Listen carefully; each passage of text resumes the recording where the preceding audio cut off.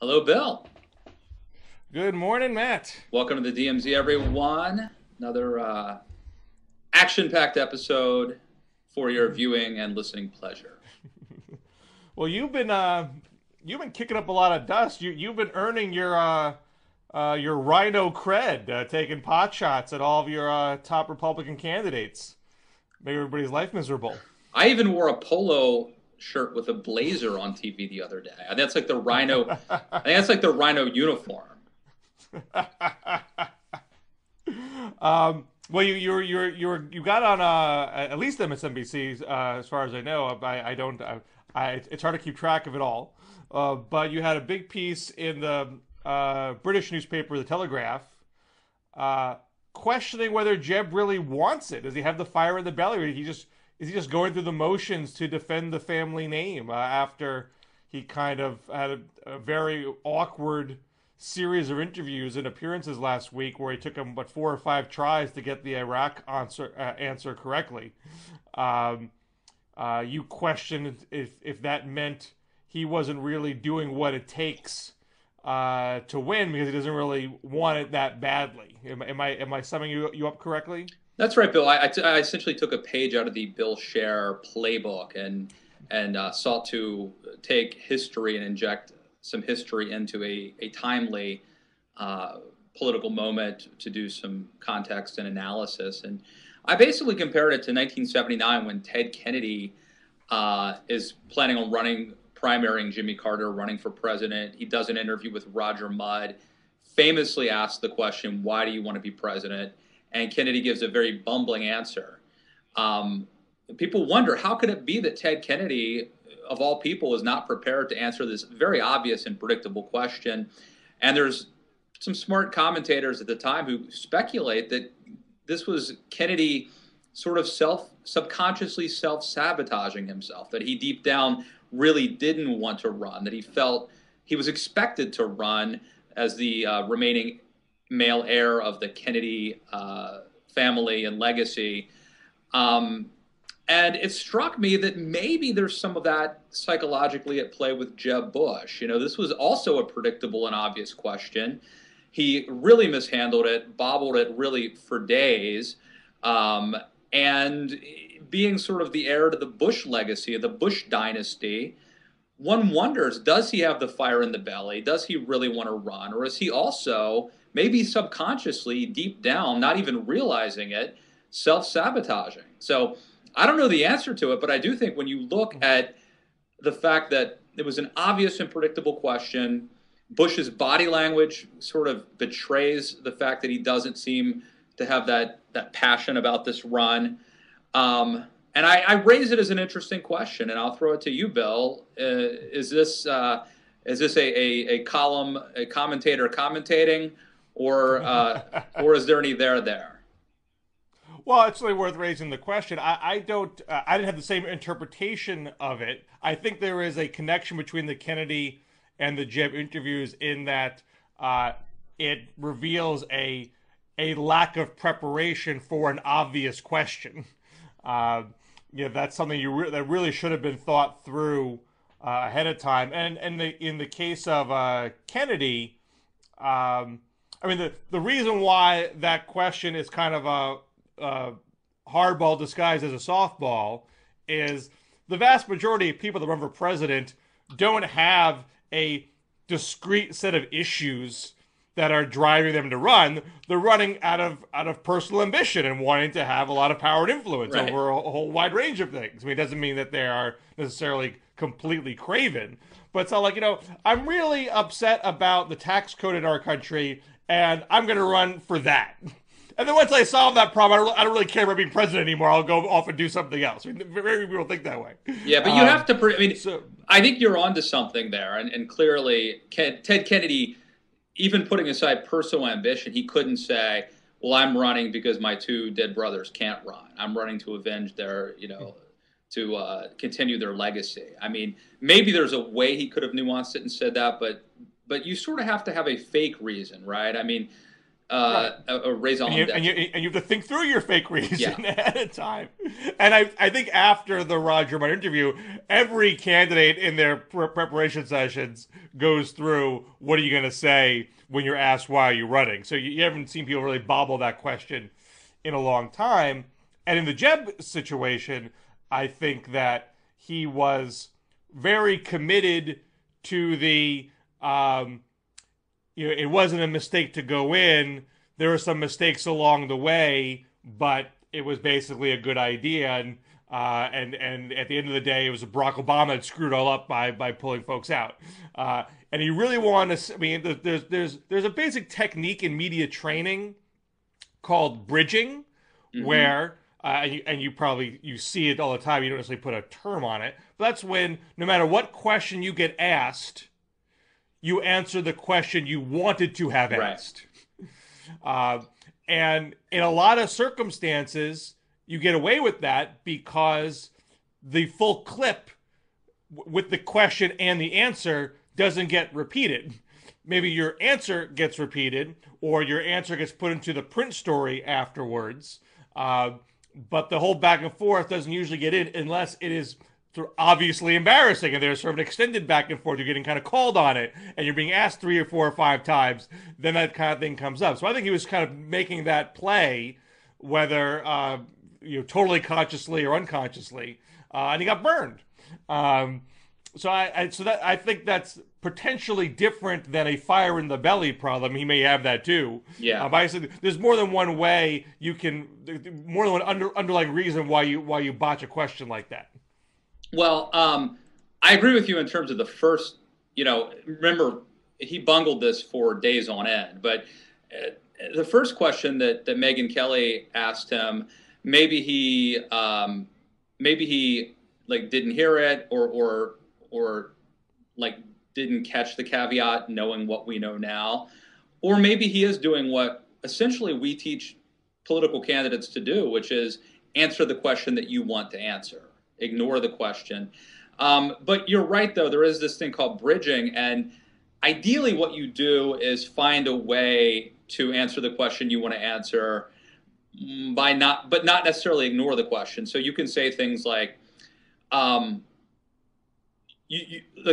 for example, like they might say, well, one transition is like, the moms and dads that I talk to in my district tell me the most important thing to them is blank. So you're parrying the question, you're changing the subject, but you're not doing it out of nowhere. It's not apropos of nothing. You're sort of transitioning, and you're still answering. In the Jeb case, in the Jeb case, he could have done that. He could have said, "Well, look, obviously, if the intelligence said something totally different, we probably wouldn't be having that discussion in 2003." Yeah, but it's a good thing Saddam is gone. It's a bad thing mistakes were made along the way, and I think we have to learn all the lessons going forward. That's a good point. No, I think I think you're right. I think he could have said, that's a hypothetical, but I will say this, Megan. I think we have to learn the lessons of the past, which includes the fact that, what some people present to a president as a slam dunk intelligence, we need to view skeptically. But let me just say this. I think the real question is, what would we have done knowing what we knew at the time? And I can tell you, there's one person running for president right now, Hillary Clinton, who made the decision to vote to intervene. So I think he could have answered the question and gotten out of it. And interestingly, I argue that Bush's inability to effectively answer that question actually sort of quickened the movement of all the other Republicans to disavow the Iraq War. And so now it's essentially the consensus of almost all the candidates is that, knowing what we know now, they would not have gone into Iraq. I think that Jeb Bush actually helped create that situation, which, if you think about it, Bill, is an amazing development. It wasn't that long ago where I think it would have been unanimously on the other side, where everybody would have said, yes, Saddam was a bad guy. We had to get rid of him no matter what. It was the right thing to do, whether or not there were WMDs. But I also think that's been somewhat cosmetic. It's not like the Republican Party's foreign policy philosophy has been completely overhauled because of it. It's like we're not all Rand Paul now. People are still talking in their stump speeches in terms of ISIS. We need more boots on the ground. We gotta take them out. Enough of this. We gotta call radicalism by its name and just and drop bombs on them, and that's it. There's not a lot of nuanced, sophisticated approach to their foreign policy rhetoric in terms of the problem at hand. It still sounds a whole lot like what it sounded like in 2003. Oh yeah, so no, I agree. I think it would be a mistake to take this development and extrapolate that now Republicans are a bunch of doves and that they, that they're, isolationist or something. That's certainly not the case. But I do hope that there are lessons learned. And we've talked about this, ad nauseum. But one of them, I think, would be to be skeptical of, intel reports. The CIA gets things wrong a lot. I think also to be skeptical about our ability to nation build and to export democracy. And then I think there obviously there's room to share the blame, although I think that I think one of the big lessons to learn is not to attempt nation building. There were a lot of mistakes that we made that really made the problem worse, right? So the de-Baathification was obviously a horrible idea. Dismissing the Iraqi army was obviously a horrible idea. Dexter Filkins has a great piece in the New Yorker about this. I think President Obama's decision to not leave residual forces behind was a disastrous idea. There's a lot of lessons to learn, and I think Republicans need to spread that blame around. It's certainly fair to concede that, knowing what we know now going into Iraq was a huge mistake. I think it's also fair to say, having made that mistake, we could have had a much better outcome had we done counterinsurgency sooner, had there been more troops sooner, the Petraeus model, had they gotten rid of Rumsfeld sooner, and then certainly if President Obama had kept more, after the surge finally did work, more residual forces behind, we could have a much more stable, better Iraq today. Now, the problem is, it would still be almost essentially a puppet state of Iran. So that's why it's a little bit crazy to topple the Saddam regime, despite, even if you put aside all the lost lives and money and everything else, even if Iraq were a more stable place today, if ISIS hadn't arisen there, you would still basically have a country that that is not providing the check, the balance that it once did to the Iranian regime. Well, I think that's sort of the tough part of your critique there. You're saying we shouldn't be nation building, but we should be staying in some capacity. I think there's a way to square the 2 points. You're not necessarily saying you're spending money into state infrastructure or whatnot, but but they're still sort of in for a penny, in for a pound once you go in on that scale. And I just think that right now I think Republicans by and large want to just blame Obama for Iraq because of that pullout. And they don't want to get into all the other things that you're bringing up, like de-Baathification and such. They don't want to have a full range of lessons learned in this. They still want to get make the political point. And I think they need to internalize that there is some pretty deep skepticism of Republican ability to handle foreign policy in a complicated world. And maybe the best thing to do is not to just go for the cheap political hit, the partisan hit. Maybe it's time to, give a longer speech. Maybe it's not going to win you a ton of votes in a 24-hour news cycle, but you got to start kind of giving forth a sense that you have a complex understanding of a complicated situation. Yeah. Well, I think I think you're right, and I think it's dangerous to not think through these issues. And frankly, I think that that's part of maybe what led Jeb to make his week-long series of, I think it took him 5 tries to get to the right answer on that one. I do wonder, political correctness isn't the right word, but basically there is a dogma that political parties and ideologies adhere to. And when there's a dogma, it means you don't have to think through things. So the dogma, it was not kosher. For years, it was not kosher to concede that, knowing what we know now, it was a mistake to go into Iraq. So you didn't have to really think through that, because the safe sort of go-to answer was Saddam was a horrible guy. The world is much better off now that he's gone. So then that means you don't have to think it through. You don't have to challenge that notion and really question yourself as to whether or not that's true, whether or not that's accurate, whether or not that holds water. And I suspect that that this sort of this, you could almost call it like a political correctness, a dogma that said that was the answer. It's a dangerous thing to have. Like, I feel like you need to constantly be challenging your premises of things and your assumptions about things. And I think that because I started off my career, for whatever reason, doing a lot of MSNBC, that's a habit that I've developed more maybe than some other conservatives, because I was more accustomed to having things challenged and having to defend things, in which some cases were indefensible. So, and now you're on the campaign trail, you're running for president, and public opinion starts to change, but you haven't done the investment of thinking through ideas. I just wonder how much of that's behind this kind of debacle that we saw play out last week. Now, Jeb is not the only person who's had a problem answering questions in the past few days. Marco Rubio got into a protracted back and forth over Iraq with Chris Wallace on Fox News Sunday.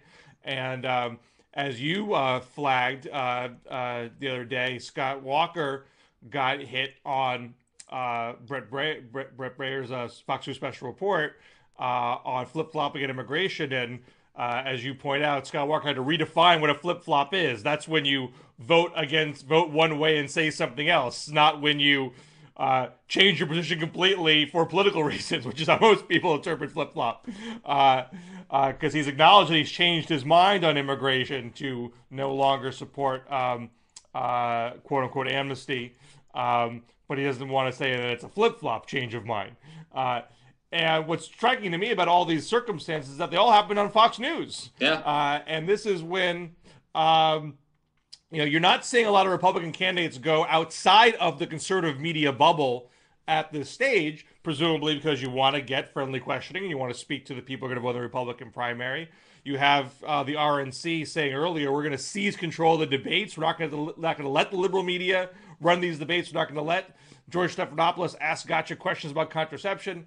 We're going to have there'll be traditional media, but they'll be partnered with conservative media personalities like Hugh Hewitt, and that will lead to a more reasonable discussion. But as we've seen in the past few days, you can get tripped up with a conservative media questioner. They can still throw hardballs at you. They can throw softballs at you that you still don't handle well. Well, Bill, I feel it feels like deja vu. I feel like we just had this talk last week, and I think it's because we just had this talk last week. But it's still valid, and I think you're right. I mean, the interesting thing is, I've seen this happen where I work here at the Daily Caller, where candidates wrongly think that our job is to promote them, and they're stunned. Republicans, candidates that is, and Republican politicians are stunned when we, write something critical of them, because we're journalists and that's what we're supposed to do. When we'll call them like we see them, and I do. There's probably a danger of lulling yourself into a false sense of security, thinking you're playing a home game. And guess what? Megyn Kelly is a good interviewer. Chris Wallace is a great and serious journalist, and Brett Baer is too. I mean, the three people, and even Sean Hannity. I think Sean Hannity on this radio show was trying to actually help Jeb Bush, and Jeb Bush actually even managed to botch that. So, point well taken. These are, you go on TV just because. I mean, the benefit to having a center-right journalist interview you is they do not inherently hold your worldview hostile. We're not hostile to your worldview.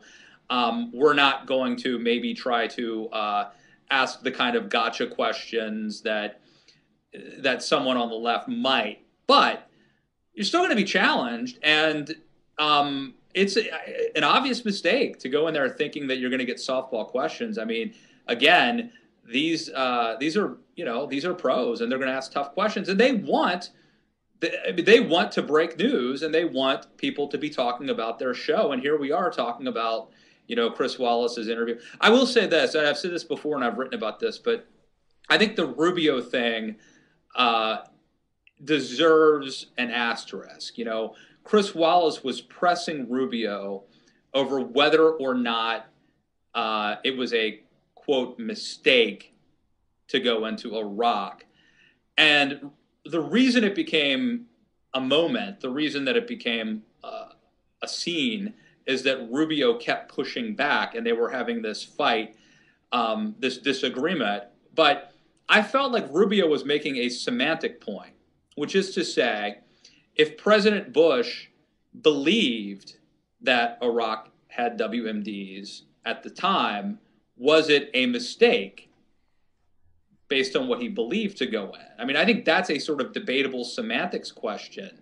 And it seemed like they got hung up. John Kerry tried to make a lot of semantic arguments about Iraq in 2004. It didn't get him very far. Yeah.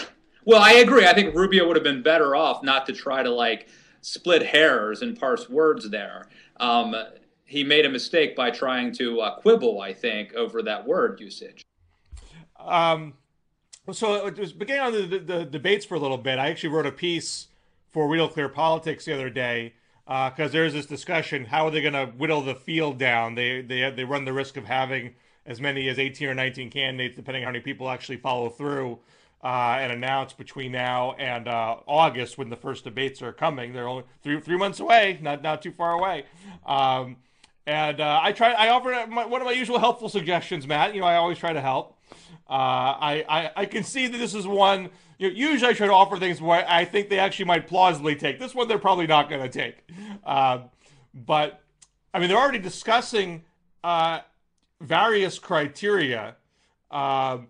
So it's not just polling, and there's a suggestion from the reporting that if they just use polls, that might knock out Carly Fiorina and Ben Carson or Bobby Jindal, and that's going to severely limit the diversity. I mean, you might still have Marco Rubio and Ted Cruz, but the chance to have a much more diverse stage is crimped if you use just a polling measure.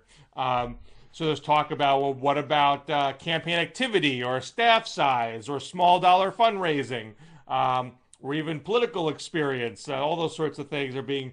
You could create a formula so people think that that's more holistic and more fair. And my argument is, and this is a serious argument. You get a complicated formula. People are going to think you're trying to rig the game. It's going to look jiggered. It's going to look like a liberal stereotype. You got this complicated bureaucratic Rube Goldberg formula. We're conservatives. You have clear lines. You're in or you're out. Winners or losers. I would argue, and they've already brought fundraising into the discussion apparently. But why not just make it about the money? If you're a Republican, you're a conservative, you support Citizens United, you believe spending money is your First Amendment right. It's not something to be apologetic about. And look, all candidates, Democrat, Republican, when they're running, they brag about their numbers. That's the proof that you're winning early. That's the pre-primary. That's proof you got a broad base of support. People want to give you money. So why not just say, look, you raise the most money. The top 12 money raisers, you're in. And if you think it's unfair and you get cut out and you don't like it, then you try to raise money off of that. Say, they're trying to screw me. The Republican establishment is trying to shut us down. Give me money and get us back in the debates. And if you're worried about Hillary Clinton raising $2 billion, you better want somebody who can raise that money and has a fertile fundraising network so they go toe-to-toe with her. So I think it's worth considering. I suspect they'll worry about the so-called optics with such a thing, that they look like they're craven. But I think if you believe money is speech, you should follow your own logic and put it on the table. Well, I think you make a good argument. This is a column you wrote for Real Clear Politics, I think, right? Right. So Right. go read that. You make a pretty compelling case because there are people who might be polling better, but they're not going to be serious candidates. And so I think you probably could make a pretty good argument that a better predictor ultimately of viability is not someone's poll numbers at this point, but their money raised, because that might imply that not only will they have the money to compete, but that they are taking it seriously, that they're going to be able to build the organization that's required to win in a place like, say, Iowa. So you make an interesting point. I do think the optics are unseemly. That making money the defining criteria for whether or not you get into a debate, I don't think that could work just for PR reasons, regardless of the validity of your argument. I do think it's worth saying, though, that it's a big deal who gets into these debates. So if there are like 20 people in debates, you can't have a legitimate or intellectual debate or discussion. It just doesn't happen. You get questions like, or raise your hand if you believe in evolution or don't believe in evolution. On the other hand, I would argue that the power to exclude somebody from a debate is the power to destroy. Especially early on, if you get into a debate, you have a chance to prove yourself. That could in turn lead to fundraising. You could parlay that into raising money and to better poll numbers. So it's almost a catch-22, right? So you don't have enough money or poll numbers to get into the debate, but you can't raise your money or poll numbers because you can get into the debate. So I think Republicans have a real conundrum on their hands. The other problem would be, how do you exclude somebody? Let's say they decide to go with poll numbers.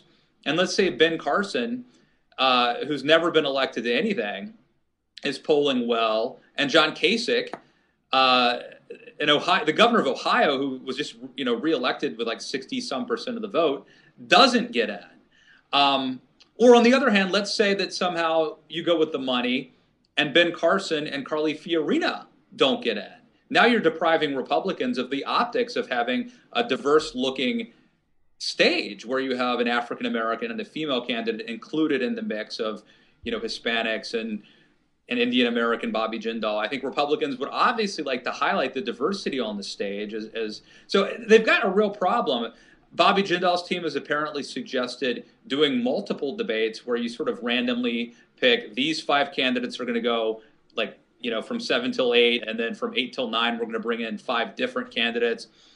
Somebody over at Hot Air, I don't know if it was Allah or someone else over at Hot Air, suggested a series of one-on-one sort of Lincoln Douglas style debates.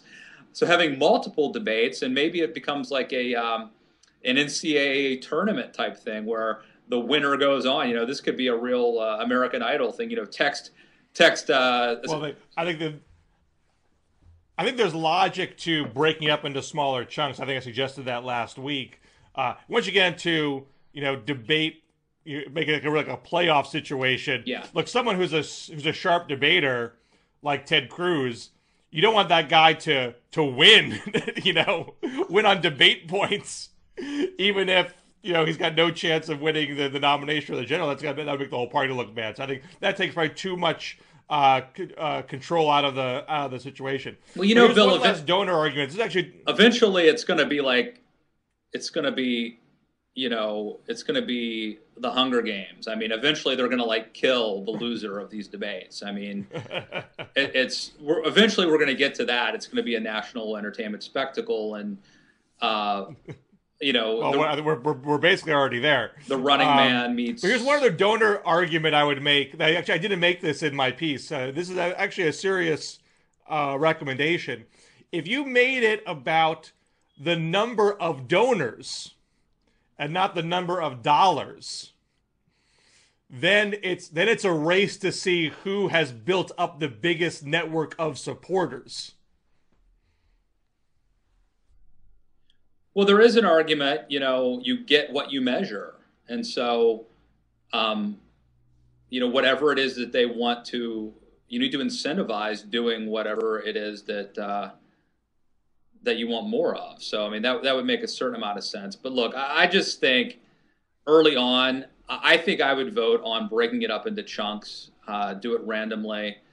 let everyone who is minimally exceptional in 5 or 6 candidates in each chunk, and you would end up having maybe 3 or 4 debates because I think there's going to be 20-some candidates, right?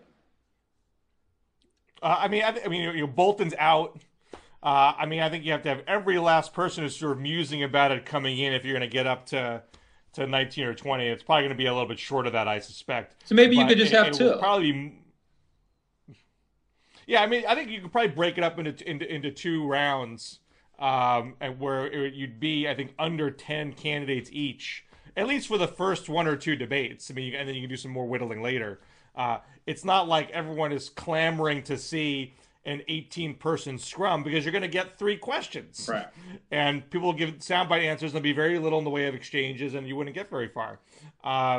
So they have to think a little bit about how this is going to come across on TV. You need to have a good discussion for it to be remotely engaging, and just that many people just makes it completely, it makes it dull.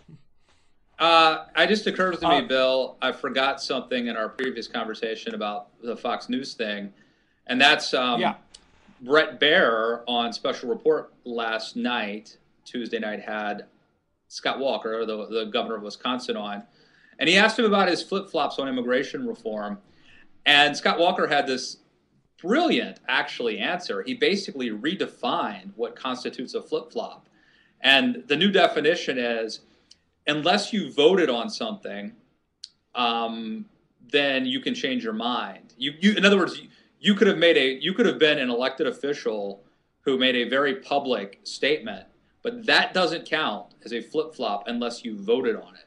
And so Scott Walker essentially is arguing that he is immune to the charge of flip-flopping, which I thought was kind of a brilliant Clinton-esque move. I mean, is that brilliant, or is that another example of Scott Walker not ready for prime time? I mean, how is that? You could take that answer in a debate and shove it back down his throat pretty quickly.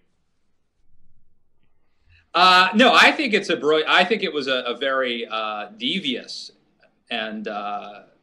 move that implies he's much craftier than I'd given him credit for. Now, we have another race that happened last night that hasn't got a lot of media attention until now, at least outside of the state of Kentucky. But the Kentucky Republican gubernatorial primary was quite a battle.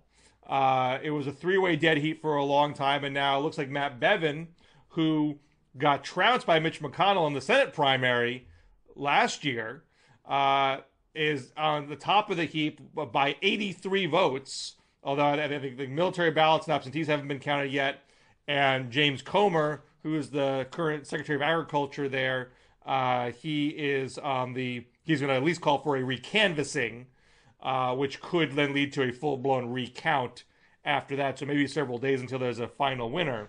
But it looks as if Bevin eked it out. And if folks haven't been paying close attention, Bevin is a businessman, never won an election before. There was a third guy named Hal Heiner who was a city councilor, but also is a wealthy businessman. And you have Comer, so the more traditional Politico, won elective office, statewide in the past. And Comer got accused of domestic abuse when he was in college, about 3 weeks before the election. And a blogger had been peddling the charges for months before the woman herself actually came forward a few weeks ago.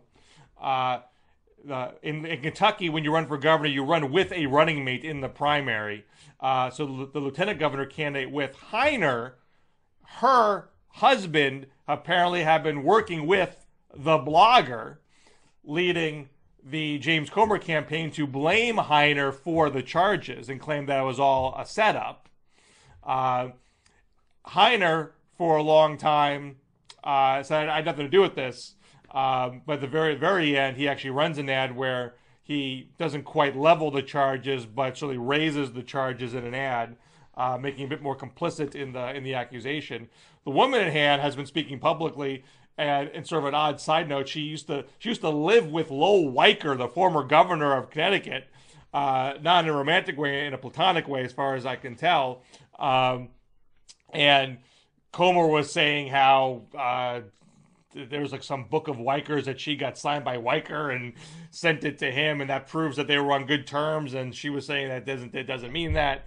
So that's a weird little side story.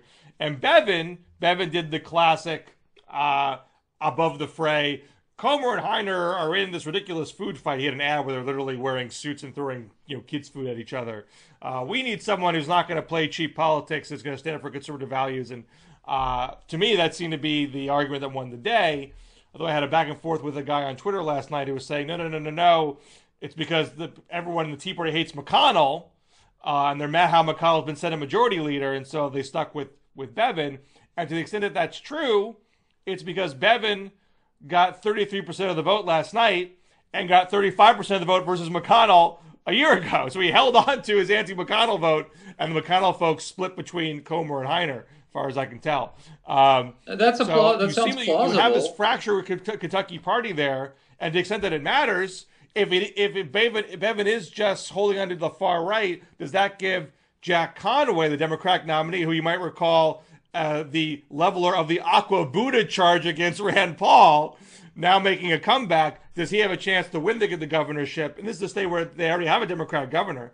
Can he come back because Bevin's not a good statewide candidate in a general election? I mean, I guess this happened before, as you implied, and Rand Paul was able to win against the same Democratic candidate. Rand Paul, like Bevin, had some things that could prove embarrassing. In the case of Rand Paul, Mitch McConnell essentially buddied up to him, and they made peace. And McConnell had an incentive to do that. He wanted to be the majority leader, so having an extra Republican elected that year would help. And perhaps wanted to co-opt Rand Paul. I don't know that McConnell has the same incentive to help Bevin. So first of all, even though Rand Paul beat Mitch McConnell's hand-picked candidate, he didn't challenge Mitch McConnell directly, whereas Matt Bevin did. I suspect that McConnell will publicly support. The other thing is obviously is that Mitch McConnell is now the majority leader, and Matt Bevin being governor of Kentucky doesn't help him or hurt him in his quest to be the master of the Senate. So my guess, without knowing anything personal here, my guess is McConnell will publicly embrace Bevin and will privately do nothing to help Bevin. And I would then surmise that Bevin does have a problem, that Conway has at least a 50-50 shot at this thing in a state that tends to lean Republican. It's not a bright red state, but it tends to go Republican. I would say there seems to be a big division between how Kentucky votes in federal elections and how they vote in state elections. And I'm not on the ground there. I don't claim to have a real sense of the Kentucky psyche. But, I found it strange, actually, looking at the Kentucky ads in this governor's race, the other Republicans were running against Obama. I'm going to fight Obama and his war on coal, as if they're running for Senate. There wasn't a whole lot of talk about, Kentucky issues as far as, state issues that don't have federal implications, at least as I could tell in the ads. I mean, the debates might have been a different story.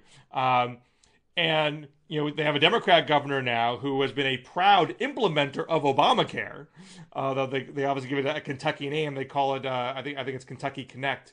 And that has proven pretty popular. But Bevin is saying he would scrap it. So does that cut Bevin's way? Can Bevin say, I'm going to repeal Obamacare? Or can Conway say, I'm going to keep Kentucky Connect? How that plays out, I can't say, but it does seem like you can't easily predict it because of the way the governor's races have gone, have diverged from the way presidential and state and senator elections have gone. Yeah, I think that there's a different calculus. Like in North Dakota, for example, until recently, they had 3 Democrats representing them statewide, 2 in the Senate, 1 in the House, and yet Republicans dominated everything from the state Senate to the state House to the governor to the lieutenant governor to the attorney general, insurance commissioner, ag commissioner, and you name it. So Republicans were dominating all of the state offices and state legislature, and Democrats, until very recently, were dominating the federal positions because North Dakota likes getting pork.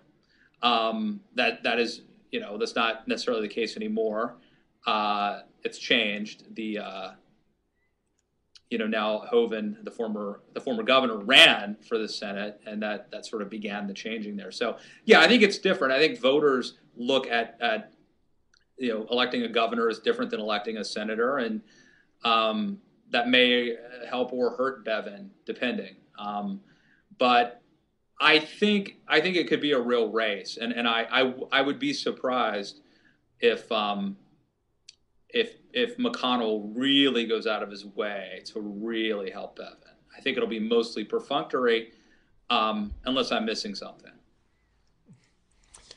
Before we wrap things up, I'm gonna ambush you with a question that you're not prepared for. All right, I'm gonna ambush you with a question then too.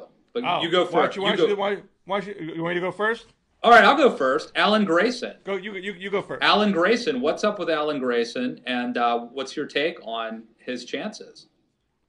I think Alan Grayson is crazy, and I would highly doubt he would get very far in a Florida primary. For folks who don't know, Grayson is back in the House. He had lost one race, but he got back in a safer district. He is talking about running for Senate. There is a Democrat running named Patrick Murphy, who was considered more of a moderate Democrat, and Grayson wants to challenge him from the left. And I think the DSCC, the Democratic Central Campaign Committee, has already put their money on Murphy. But Grayson is independently wealthy and could fund his own campaign. And we are seeing elements of a increased willingness in some areas, liberal Democrats, progressive populist Democrats willing to challenge more moderate choices. But Grayson is in the middle of a very bitter divorce battle. Gold digger's gonna gold dig, my friend. Right. I mean, when you make comments like that, those don't sound very economically populist. I have a lot, or very gender friendly. So here he is trying to demean his former wife and calling her materialistic. Instead of trying to resolve his divorce in a more genteel way, that kind of behavior is not really the great way to start a senatorial campaign. And there's even some speculation that his girlfriend, his now girlfriend, wants to run for his House seat, and that might rankle people as well, and to sort of and lead to people questioning their stability. So I don't really see this as something that's going to get very far, even if he can self-fund. I think there are liberals who are very enamored with Grayson. They like the fact that he's pugnacious. They like the fact that he is willing to sort of call Republicans out, like with the classic, here's the Republican healthcare plan, don't get sick, die quickly. There are folks on the left that love that sort of thing. But I think there are limits to how much of those sorts of antics will be accepted, particularly in a big state like Florida, a diverse state. I don't think that kind of behavior is gonna get him very far. All right, so I've got multiple choice questions. You can answer either one of these. Game of Thrones, do you watch it? What do you think about this latest controversy? And/or Letterman is about to sign off. You stole my ambush question. Okay, then go ahead and ask that. I was going to ask you how you felt about Letterman signing off. Did you grow up on Letterman? Did you have a sense of growing up with him? And did you embrace his style of comedy, or were you more of were you a Jay Leno guy? Did you like the more middle American sensibility of a Jay Leno, and Letterman was too sarcastic in New York for your conservative taste? I was going to get into all that. Oh, great minds think alike. Okay, so for me, uh, this may be betraying my age. I probably am a Carson guy. I think Johnny was You're too young to be a Carson guy. That's betraying that you're an old man in a young person's body. Johnny's the king of late night comedy. I come down on the Letterman side. I'm a, you know, edgier, more contrarian. So more of a Letterman fan than a Leno fan. I went through a big Letterman stage. There was a time, when in the summers when I was like in middle school and high school, when I would literally stay up all night and sleep most of the day. And it just got progressively worse every night. I would stay up later and later until eventually I was like going to bed when the sun came up, and got into Letterman when he was doing late night after Carson on NBC.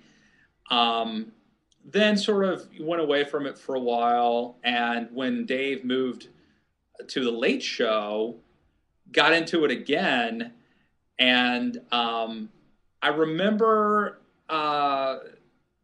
the turban is not for sale was a big thing he used to do. The turban is not for sale. And this is when I was watching, and he had this thing where he was giving away canned hams. Like that was a big shtick for a while. Right. That's sort of the era. But we're talking 15 or 20 years since I was a dedicated Dave fan. And from what I've heard, it's kind of time for him to hang it up. But yeah, I come down on Team Dave in the versus Letterman battle. How about you? Well, again, great minds do think alike.